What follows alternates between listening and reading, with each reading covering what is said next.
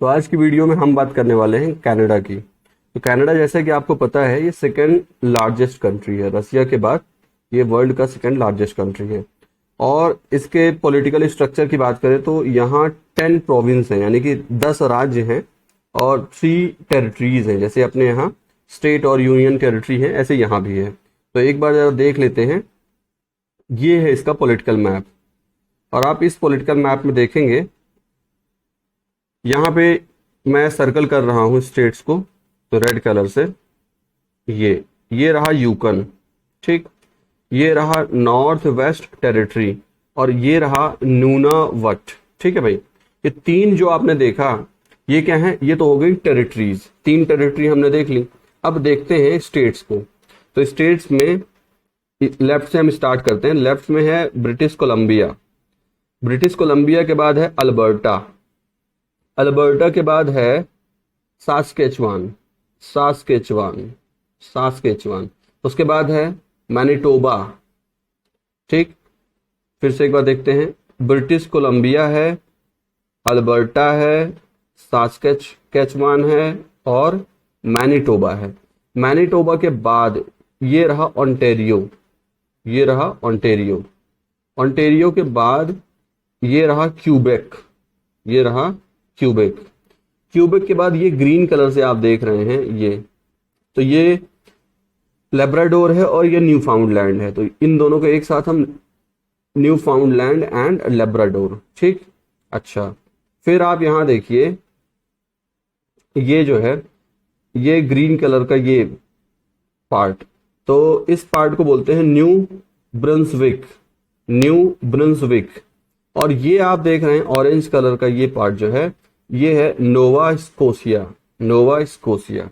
तो इस तरीके से ये 10 इसके प्रोविंस हो गए। तो एक बार फिर से इनका हम नेम देख लेते हैं, है ना। 2-3 बार आप इसको रीड करोगे तो आपको आराम से इसको याद किया जा सकता है। तो ये देखिए, यहां पे हम अलग से ऐसे बना लेते हैं।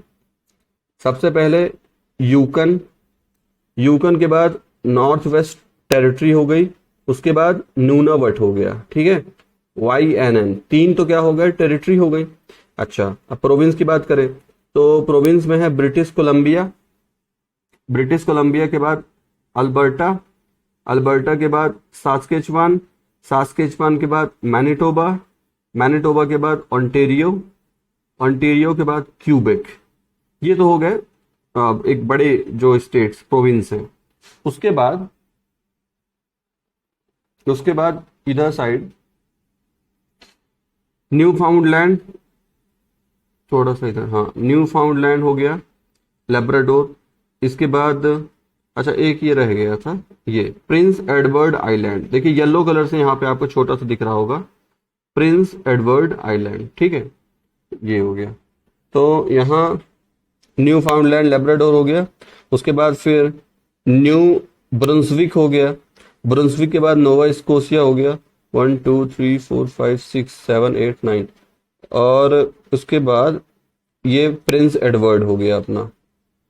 तो इस तरीके से बस, ऐसा मैं नहीं कह रहा कि बिल्कुल इसको एक तरफ से याद कर लेना है। 2-3 बार आप इसको जैसे देखेंगे तो आपके दिमाग में ये बातें बैठ जाएंगी। हाँ, अब जो यहाँ की सिटीज हैं उनको तो जरूर बिल्कुल दिमाग में बिठा लेना है। जैसे देखिए यहाँ पे कैपिटल इसका क्या है, कनाडा का ओटावा, ये रहा, ठीक है भाई। उसके बाद मॉन्ट्रियल यहाँ पे एक इंपॉर्टेंट सिटी, और टोरंटो, हैमिल्टन यहाँ हो गए इंपॉर्टेंट सिटीज। और इधर वैंकूवर हो गया इंपॉर्टेंट सिटी, विनीपेग हो गया, विनीपेग तो लेक भी है, लेक विनीपेग के पास ये हो गया, है ना। और कैलगरी हो गया। इनका नाम आप दिमाग में रखिए क्योंकि आगे हम इनके ऊपर बात करने वाले हैं, कुछ फैक्ट्स आने वाले हैं इनके बारे में। तो कौन कौन सी इंपॉर्टेंट सिटीज हैं, विक्टोरिया हो गई, कैलगरी हो गई, है ना, कैलगरी के बाद विनीपेग हो गया, विनीपेग के बाद मॉन्ट्रियल हो गया, मॉन्ट्रियल के बाद टोरंटो हो गया, ठीक है भाई। तो ये हो गई इंपॉर्टेंट सिटीज। अच्छा, बाकी और थोड़ा सा देखिए इधर, तो यहाँ है लेब्राडोर सी है, तो लेब्राडोर यहाँ पे ये लोकेशन भी है, तो इससे ये हडसन बे हो गया, है ना। और इधर अटलांटिक ओशिया हो ही गया, ओशन। तो अगर हम इसकी बाउंड्रीज की बात करें तो कनाडा के नॉर्थ में क्या है, तो कनाडा के नॉर्थ में है आर्कटिक ओशियन। कनाडा के साउथ में क्या है, तो कनाडा के साउथ में है यूएस। कनाडा के ईस्ट में क्या है, तो ईस्ट में है अटलांटिक ओशियन। कनाडा के वेस्ट में क्या है, तो वेस्ट में है पैसिफिक ओशियन। ठीक है भाई, तो ये हो गया इसका।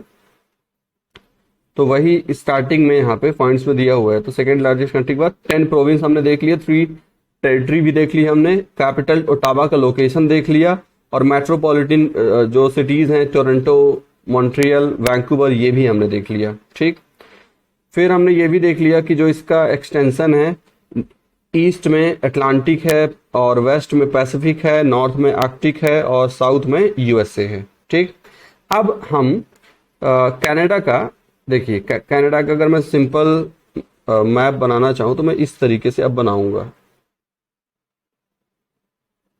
ये। ठीक है भाई, तो कनाडा का ये सिंपल मैप बनाने के बाद हम अगर कनाडा को डिवाइड करना चाहें तो इसको हम इस तरीके से डिवाइड कर सकते हैं। ये जो लेक वाला एरिया है, ये देखिए एक लेक यहाँ पे है, ठीक है, फिर यहाँ पे है ग्रेट बियर हो गया, ग्रेट स्लेव हो गया, ठीक है, तो ये सारी लेक्स हो गई। तो एक पार्ट ये वाला है, इसको बोलते हैं कैनेडियन शील्ड। इसको क्या बोलते हैं, कैनेडियन शील्ड। कैनेडियन शील्ड के बाद फिर जो दूसरा पार्ट है वो ये वाला है, ये कॉर्डिलेरा वाला पार्ट है, माउंटेन है यहाँ पे, रॉकी माउंटेन। ठीक, और बीच में जो बचा इसको ग्रीन कलर से ले लेते हैं, यार इसको हाँ ग्रीन से ले लेते हैं। ये वाला जो आप पार्ट देख रहे हो ये, तो यहाँ ग्रास लैंड है, लो लैंड इसको बोलेंगे। तो इस तरीके से कनाडा को हमने नेचुरल अगर क्लासिफिकेशन करना हो तो इस तरीके से डिवाइड करेंगे।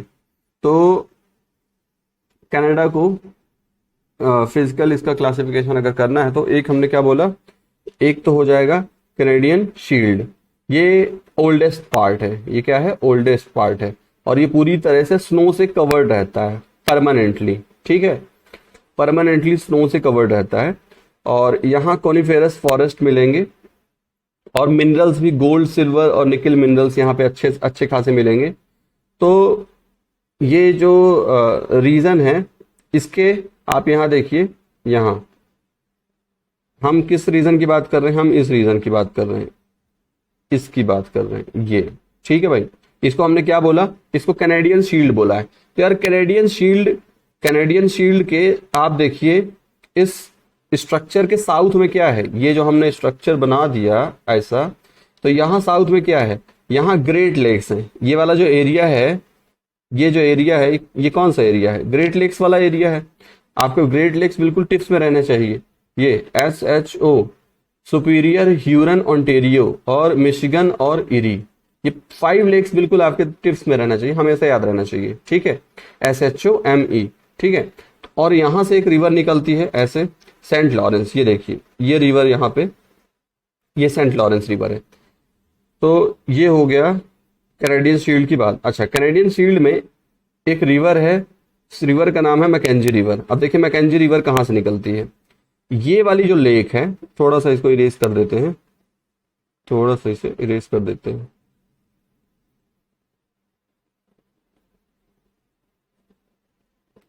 हाँ अब ठीक है। तो देखिए मैं कह रहा हूं मैकेंजी रिवर की हम ओरिजिन देखना चाह रहे हैं, कहाँ से ओरिजिनेट होती है। देखिए ये एक लेक है, ये है ग्रेट बियर और ये है ग्रेट स्लेव। तो भाई साहब ग्रेट स्लेव से रिवर इस तरीके से निकलती है, और ये यहाँ, तो हम बात कर रहे थे मैकेंजी जो है, Mackenzie is the largest river of Canada. और मैकेंजी का अगर लोकेशन देखें तो ये देखिए, ये रही ग्रेट स्लेव, यहाँ से मैकेंजी ओरिजिनेट होगी, और यहाँ है ये जो सी है, ये क्या है, ब्यूफोर्ट सी है, इसका नाम क्या है, ब्यूफोर्ट सी, आर्कटिक ओशियन में। तो ये है मैकेंजी रिवर। ठीक, तो कैनेडियन शील्ड में हमने सारी बातें देख ली। अब इंटरनल प्लेन की बात करते हैं। तो इंटरनल प्लेन जो है, जैसे ये अपना हो गया, ये कनाडा हो गया। तो कनाडा में इतना पार्ट तो हमने क्या बताया, ये कैनेडियन शील्ड की बात हो गई। और ये वाला जो पार्ट है इसको हम क्या बोल रहे हैं, इसको बोले इंटरनल प्लेन। और ये वाला जो पार्ट है ये क्या है, ये माउंटेन वाला पार्ट है, कॉर्डिलेरा बोलेंगे इसको। तो हम कह रहे हैं कि इंटरनल प्लेन में क्या इंक्लूडेड है, प्रेरी फील्ड। प्रेरी, ठीक है। और प्रेरी में क्या है, मेजर जो यहाँ का क्रॉप है वो कौन सा है, व्हीट है। इसी तरह से कॉर्डिलेरा जो है, कॉर्डिलेरा में कॉर्डिलेरा में यहाँ पे कॉनिफेरस टैगा फॉरेस्ट मिलेगा। और ये जो टैगा फॉरेस्ट है, ये जो टोटल जो कनाडा का लैंड एरिया है उसका ये 40% कवर करता है, ठीक। और Canada one of the largest producer है किसका, ये जो सॉफ्ट वुड है जिससे कि प्रिंट पेपर बनता है, ठीक। तो ये हो गई बात। अब देखिए यहाँ पे आप ये पिक्चर देखिए, इस पिक्चर में ये आप देख रहे हैं कि ये कोई ट्री है और इस ट्री का स्टेम आप देख करके अंदाजा लगा सकते हो कि काफी हाइट वाला है, ठीक है। तो यहाँ पे इन्होंने इसको यहाँ से काटना स्टार्ट किया है, इस वाले पार्ट से, ठीक है। और ये खुद यहाँ पास इस तरीके से यहाँ पे ये चढ़ गए हैं। जब ये अगर इनको ऊपर और ऊपर से काटना होगा तो इसी तरीके से यहाँ पे जो ये इंस्ट्रूमेंट में खड़े हो गए हैं, ये ऊपर जा सकते हैं। तो ये जो लोग हैं, इनको बोलते हैं लंबर जैक। इनको क्या बोलते हैं, लंबर जैक। लंबर का क्या मतलब होता है, अपना जो स्पाइनल कॉर्ड होता है, जो रीढ़ की हड्डी होती है, उसका जो लोअर पार्ट होता है उसको लंबर बोलते हैं। लोअर पार्ट को क्या बोलते हैं, लंबर। तो इसी तरह से प्लांट के लिए भी, प्लांट का जैसे मान लीजिए ये स्टेम है ना, ये प्लांट, तो प्लांट का भी जो लोअर पार्ट होगा उसको भी क्या बोलेंगे, लंबर बोलेंगे। लंबर में इन्होंने क्या लगा दिया, जैक लगा दिया, ठीक है ना। ये देखिए जैक, ये जैक लगा दिया, लंबर जैक ऐसे करके। तो ये जो लोग यहाँ पेड़ काटते हैं, वुड कटर जो होते हैं, इनको क्या बोलते हैं, इनको लंबर जैक बोलते हैं, ठीक है भाई। और बाकी ऊपर हम पेपर इंडस्ट्री की बात करें तो पेपर इंडस्ट्री जो है मॉन्ट्रियल में कंसंट्रेटेड है। मॉन्ट्रियल हमने ऊपर अभी देख लिया है, देख लीजिए दोबारा से, ये रहा मॉन्ट्रियल, ठीक है। तो यहाँ का जो भी सारा प्रोडक्शन होता है सॉफ्टवुड का, और उससे जब पेपर बनता है तो इस पेपर की इंडस्ट्री कहाँ पे कंसंट्रेटेड है, मॉन्ट्रियल में। ये हो गई बात। फिर आगे बात करते हैं, विनीपेग भी हमने ऊपर अभी मैप में देखा था, विनीपेग। तो विनीपेग जो है ये लार्जेस्ट होलसेल मार्केट है, किसके लिए, वीट के लिए, वीट के लिए। तो ये देखिए यहाँ पे विनीपेग लेक भी है, ये रही, ठीक, ये रहा विनीपेग। तो अब जैसा कि हमने देखा कि ये वाला जो पार्ट है ये क्या है, सेंट्रल लो लैंड है, तो यहाँ पे वीट का प्रोडक्शन होगा। तो वीट का यहाँ पे होलसेल मार्केट विनीपेग में डेवलप हुआ है। फिर इसके बाद अब देखिए थोड़ा सा वीट का जो प्रोडक्शन है उसका भी अपने को ये पता होना चाहिए कि नंबर 1 में कौन है, चाइना है, नंबर 2 में कौन है, इंडिया है, उसके बाद यूएसए है। तो इस तरीके से सीक्वेंस है। फिर कनाडा में एक और चीज के लिए फेमस है और वो है शुगर बीट। वो क्या है, शुगर बीट। शुगर बीट का यहाँ पे आप देखिए डायग्राम, देखने में गाजर जैसा ही लगता है ना, मूली गाजर जैसा लगता है ये। तो ये जो बीट है इसमें सुक्रोज का अच्छा खासा अमाउंट होता है। तो इसलिए इस सुक्रोज को यूज करते हैं शुगर प्रोडक्शन में, ठीक है। कमर्शियली शुगर प्रोडक्शन के लिए इसका शुगर बीट का यूज किया जाता है। इसके अलावा नोवा स्कोशिया वाला जो पार्ट है, यानी कि कनाडा का कौन सा वाला पार्ट हो गया, ईस्टर्न पार्ट। ईस्टर्न पार्ट में जो नोवा स्कोशिया वाला पार्ट है वहां पे एप्पल के भी ऑर्किड्स मिल जाते हैं, यानी कि सेब के पेड़ वहां पे लगे हुए हैं। ये देखिए ये रहा नोवा स्कोशिया वाला पार्ट, हम इसकी बात कर रहे हैं ये, ठीक। फिर आगे बात करते हैं। अब फिशिंग एक्टिविटी के बाद पहले भी वैसे हो चुकी है, फिर दोबारा से देख लीजिए। ये तो है अपना नोवा स्कोशिया, ठीक है भाई। और नोवा स्कोशिया के अलावा इधर ये न्यू फाउंडलैंड है, ठीक। तो न्यू फाउंडलैंड के पास इधर इधर देखोगे तो ये ग्रैंड बैंक है, और इधर एक रीजन है, ये कौन सा है, जॉर्ज बैंक। ये 2 रीजन है। तो अपने को पता है कि यार ये जो कनाडा है, इस कनाडा में इस तरफ से एक कोल्ड स्ट्रीम आती है, वाटर करंट आती है, इसको क्या बोलते हैं, लैब्राडोर, ठीक है भाई। और इधर से वार्म ओशियन करंट आता है, इसको क्या बोलते हैं, गल्फ स्ट्रीम। तो गल्फ स्ट्रीम, वार्म और कोल्ड, ये दोनों जब आपस में मिलते हैं तो इसकी वजह से यहाँ की जो वाटर की जो कंडीशन बनती है वो फेवरेबल होती है यहाँ एल्गी के अच्छे ग्रोथ के लिए, और इस वजह से यहाँ फिश का फिर अच्छा ग्रोथ होता है। तो ये एक one of the largest fishing station है वर्ल्ड में। कौन कौन से? एक तो हो गया ग्रैंड बैंक और दूसरा क्या हो गया? George bank. ठीक है भाई। और दोनों कहाँ पे हैं? एक न्यू फाउंडलैंड के पास है, एक नोवा स्कोशिया के पास है। ठीक, चलिए अब आगे बात करें।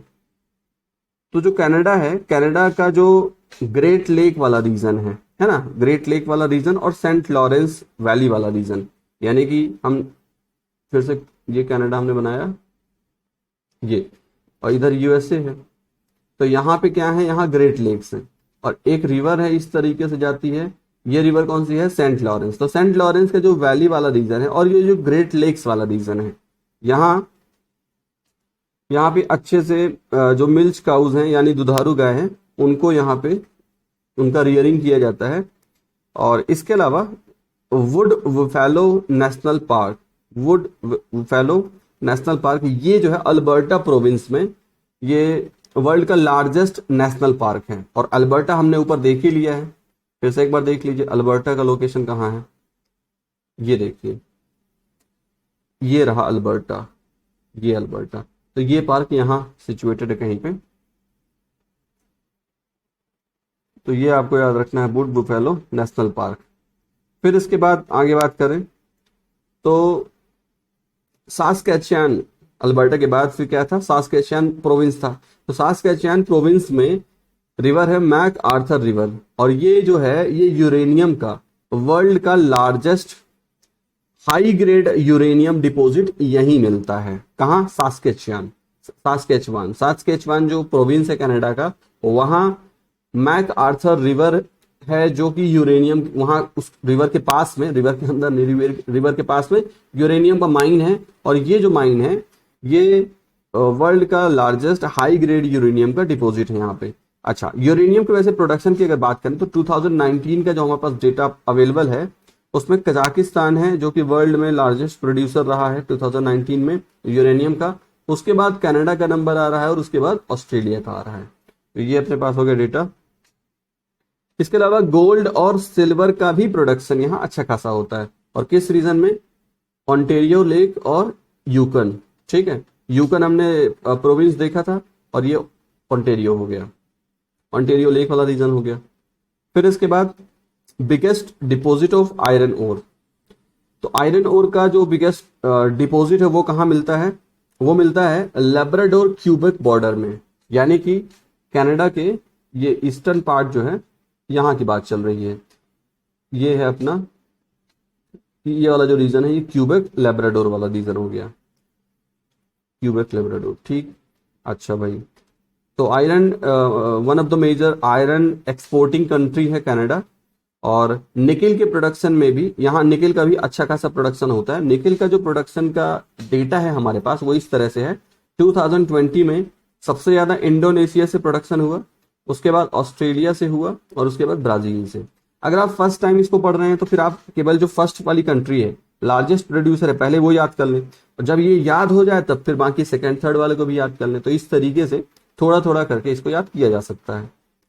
फिर इसके बाद लेक ह्यूरन है, मैंने अभी आपको बताया SHO ये और ME, ये बिल्कुल आपको याद रहना चाहिए।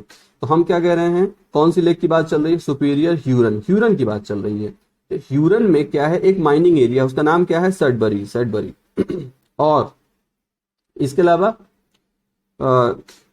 ये ह्यूरन और जो ऑन्टेरियो रीजन है, ह्यूरन ऑन्टेरियो, ये इन दोनों के पास में है, यानी ह्यूरन लेक और ऑन्टेरियो लेक, इनके पास में ये वाला रीजन। तो ये क्या है? ये लार्जेस्ट प्रोड्यूसर रीजन है कनाडा का, किसके लिए? निकिल के लिए।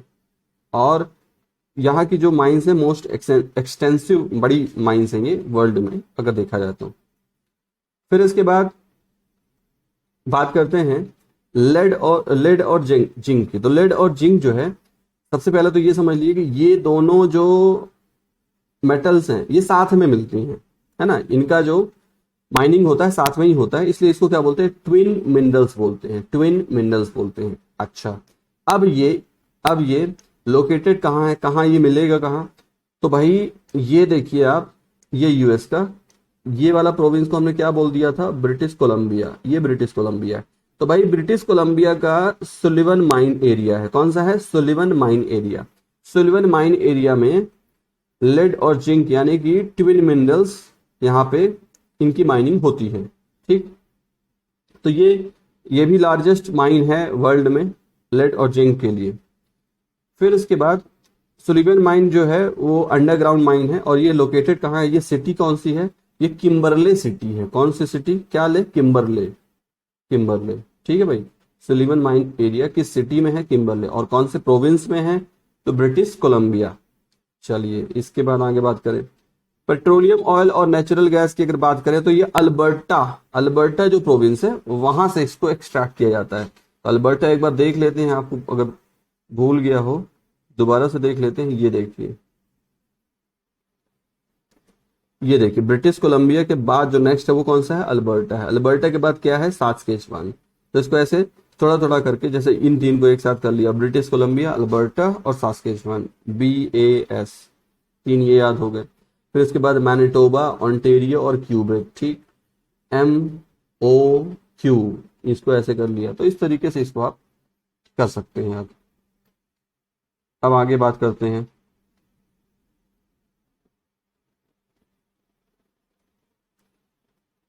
तो भाई यहाँ कैलगरी सिटी अभी हमने ऊपर आपको दिखाया था अल्बर्टा प्रोविंस में, तो कैलगरी सिटी तब हमने बोला था, इसको याद रखिएगा।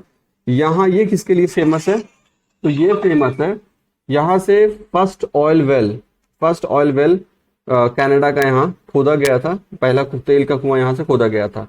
और ये किस जगह पे है, कैलगरी स्टेट के टर्नर वैली वाले रीजन में, टर्नर वैली वाले रीजन में। और प्रोविंस कौन सा है, प्रोविंस है अल्बर्टा। अच्छा भाई, फिर इसके बाद खास बात क्या है कि कनाडा में हाइडल पावर रिसोर्सेस अच्छे खासे हैं। कनाडा में हाइडल पावर जो रिसोर्सेस हैं वो अच्छे खासे हैं। इस वजह से ये क्या करता है, ये अपने आसपास की कंट्रीज से मंगा लेता है रॉ बॉक्साइट, ठीक है, बॉक्साइट का ओर मंगा लेता है। और बॉक्साइट का ओर मंगाने के बाद उसका प्रोसेसिंग करता है, क्योंकि इसके पास हाइड्रो इलेक्ट्रिसिटी इसको चीप पड़ती है, क्योंकि अच्छा इसके पास रिसोर्स है हाइडल पावर का। तो इसकी वजह से ये जमैका और गुयाना से मंगा लेता है बॉक्साइट, और उसमें से क्या बनाता है, एल्यूमिनियम, और फिर उस एल्यूमिनियम को प्रोसेसिंग करके फिर उसका एक्सपोर्ट करता है। तो ये हो गई बात कनाडा की। अब हम बात करें थोड़ा कम्युनिकेशन की, तो कम्युनिकेशन के लिए यहाँ पे रेल रूट बना हुआ है, रेल रूट। और ये क्योंकि इसकी लेंथ इतनी ज्यादा है कि एक ओशन से दूसरे ओशन तक ये पहुंचा देगा आपको, तो इसको क्या बोलते हैं, ट्रांसकॉन्टिनेंटल। तो दो तरह के रूट हैं। अगर आप चाहते हैं कि आप ब्रुंसविक के सेंट जॉन सिटी से वैंकूवर जाना चाहते हैं तो आप जा सकते हैं, और अगर आप चाहते हैं कि भाई नोवा स्कोशिया के हैलिफैक्स से ब्रिटिश कोलंबिया के प्रिंस रूपर्ट तक जाना चाहते हैं तो भी जा सकते हैं। ये देखिए यहाँ पे, ये रहा अपना Prince Rupert, British Columbia state है, और वहां ये रहा सिटी प्रिंस रूपर्ट। इसी तरीके से यहाँ पे है वैंकूवर, ठीक है भाई, वैंकूवर। तो ये आप किस ओशन की तरफ आ गए, इधर साइड क्या है, इधर है पैसिफिक ओशन, ठीक है। अब चलिए भाई, अब हमको कहाँ जाना है, अटलांटिक ओशन जाना है। तो हम कहाँ जाएंगे, हम जाएंगे जैस्पर के बाद कहाँ पहुंचेंगे, एडमॉन्टन के बाद फिर कहाँ पहुंचेंगे, सास्काटून यानी सास्कैचुआन जो प्रोविंस है वहां पहुंचेंगे। फिर कहाँ पहुंचेंगे, फिर विनीपेग पहुंचेंगे। फिर आगे और जाएंगे, कहाँ पहुंचेंगे, फिर हम पहुंचेंगे भाई टोरंटो के बाद फिर और आगे कहाँ पहुंचेंगे, मॉन्ट्रियल के बाद फिर कहाँ पहुंचने वाले हैं हम, फिर हम पहुंच जाएंगे हैलिफैक्स, ये रहा, ठीक है। और इसके अलावा ये प्रिंस एडवर्ड आइलैंड, यहाँ पे भी आप ये क्यूबेक सिटी भी जा सकते हैं। तो इस तरीके से ये हम पहुंच गए कहाँ, अटलांटिक ओशन में, ठीक। तो ये अपना ट्रांसकॉन्टिनेंटल रेल रूट हमने देख लिया। अब देखिए हाईवे भी इसी तरीके से बना हुआ है, तो उसको क्या बोलते हैं, ट्रांस कैनेडियन हाईवे, ठीक है। और इसकी लेंथ कितनी है, काफी ज्यादा है, 9600 किलोमीटर। तो ये भी आपको वही, जैसे आप रेल रूट से पहुंच गए थे वैसे आप रोड रूट से भी पहुंच जाएंगे। तो आप कहाँ से कहाँ पहुंच सकते हैं, ये देखिए, ये रहा विक्टोरिया, विक्टोरिया से आप पहुंचेंगे वैंकूवर, वैंकूवर के बाद फिर आप होते हुए ये कैलगरी आ गया। ठीक, इंपॉर्टेंट को देख लेते हैं। कैलगरी के बाद फिर विनिपेग आ गया, विनिपेग के बाद फिर इधर ये सडबरी ये रहा, ऊपर हमने अभी बात की थी, डिस्कशन में आया था ये। फिर आप कैपिटल सिटी में पहुंच जाओगे, फिर उसके बाद और आगे जाओगे तो कहाँ पहुंचोगे, मॉन्ट्रियल में पहुंच जाओगे। मॉन्ट्रियल के बाद फिर और आगे जाएंगे तो फिर ये रहा इधर नॉर्थ सिडनी में पहुंच गए आप, और यहाँ ये रहा सेंट जॉन्स। ठीक है भाई, तो इस तरीके से पूरा आपका ये रूट रहेगा। अब देखिए जो लेक ओंटेरियो है, वही अब देखिए SHO ओंटेरियो की बात चलेगी। ठीक है, तो लेक ओंटेरियो जो है ये लार्जेस्ट सिटी है कनाडा की, ओटावा कैपिटल है, तो हमने देख ही लिया है। और मॉन्ट्रियल और वैंकूवर जो है ये भी अदर इंपॉर्टेंट सिटीज हैं, ये भी हमने देख लिया है। अब खास बात क्या है कि जो कनाडा का नॉर्थ वाला रीजन है ना, कनाडा ये अपना हो गया कनाडा, और कनाडा का जो नॉर्थ वाला पार्ट है इधर वाला, यहाँ क्या है, ये पोलर जोन के पास में है। तो यहाँ पे क्या है, परमानेंटली स्नो से कवर्ड रहता है ना, बर्फ से ढका हुआ रहता है। तो इसलिए यहाँ के जो प्लेन्स हैं, आप ये देखिए नॉर्म, ये यहाँ पे इस तरीके से ये स्ट्रक्चर यहाँ पे लगा दिया है, तो इस वजह से इनको लैंड करने में आसानी होगी। तो ऐसे जो एरोप्लेन्स हैं, ऐसे जो एरोप्लेन्स हैं, इनको क्या बोलते हैं, स्काई एरोप्लेन, ये SKI है। ठीक है भाई, स्काई ये घिसटते हुए अपना लैंड कर जाते हैं। फिर उसके बाद बात करें, हमने ऊपर अभी देखा था विंडसर एरिया, ये लेक इरी और ओंटेरियो प्रोविंस में आता है, लेक इरी के पास, और इसको डेट्रॉइट कहा जाता है कनाडा का। देखिए यूएस का जो डेट्रॉइट है और कनाडा का जो विंडसर है, यूएस का जो डेट्रॉइट है, जैसे ऐसे समझिए SHOME ये है ना। अब हमें पता है कि ये जो लेक्स हैं SHO और ME, ये जो लेक्स हैं ये क्या बनाती हैं, बॉर्डर बनाती हैं कनाडा और यूएस के बीच में, कनाडा और यूएस के बीच में बॉर्डर बनाती हैं। ये इस तरीके से इधर हो गया कनाडा और इधर हो गया यूएसए। ठीक, तो अब हम कह रहे हैं कि यार किस लेक के पास, इरी लेक के पास, है ना। तो इरी लेक के पास ये रही इरी लेक, यहां पे एक सिटी है कनाडा की और एक सिटी है यूएसए की। कनाडा वाली जो सिटी है उसका नाम क्या है, विंडसर, और जो यूएस वाली सिटी उसका नाम क्या है, डेट्रॉइट। तो यार दोनों ये जो सिटीज है पास पास हैं, तो विंडसर का इंपॉर्टेंस कनाडा के लिए वैसा ही है जैसे कि यूएस के लिए डेट्रॉइट का इंपॉर्टेंस है। इसीलिए कनाडा के विंडसर को हम क्या बोलते हैं, डेट्रॉइट ऑफ कनाडा। ठीक है भाई। इसी तरीके से जो हैमिल्टन सिटी है, हैमिल्टन सिटी कनाडा के लिए वैसे ही इंपॉर्टेंट है जैसे कि बर्मिंघम इंग्लैंड के लिए, यूके के लिए इंपॉर्टेंट है। तो भाई इसीलिए हैमिल्टन को क्या बोला जाता है, बर्मिंघम ऑफ कनाडा। क्या बोला जाता है, बर्मिंघम ऑफ कनाडा। चलिए भाई, और ये जो डेट्रॉइट और विंडसर, जैसे ये डेट्रॉइट कहाँ है, यूएस में है, और विंडसर कहाँ है, कनाडा में है। डेट्रॉइट कहाँ है, यूएस में है, विंडसर कनाडा में। तो ये दोनों जो एरिया है ये क्रिटिकल कमर्शियल लिंक क्रिएट करते हैं कनाडा और यूएस के लिए। क्या करते हैं, क्रिटिकल कमर्शियल लिंक प्रोवाइड करते हैं, यानी कमर्शियली ये बड़े इंपॉर्टेंट प्लेस हैं दोनों ही कंट्रीज के लिए।